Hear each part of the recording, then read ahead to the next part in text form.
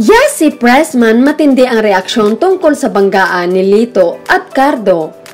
Bagamat most awaited episode ng seryeng FPJs ang probinsyano, ang pagtutuos nila Richard Gutierrez as Lito at Coco Martin bilang Cardo.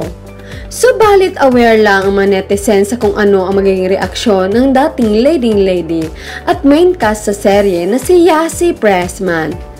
Samantala, nakikita at emosyonal at puno ng luha ang mukha ng aktres.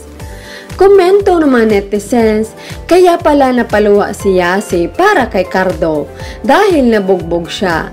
Sigaw ni Cardo para kay Aliana. Awang-awa si Yasi kay mahal Cardo at tinupad ni Coco Martin ang promise niya sa aktres. Subalit talagang madadala ka sa galing ng acting ng dalawang bigating aktor na si Lito at Cardo. Dagdag pa naman netizens, maybe tears of joy ang maluha ni Yasi dahil sa wakas, nabigyan din ng hustisya ang pagkawala niya. Sa kabilang banda, marami inaantig ang puso sa napanood nila.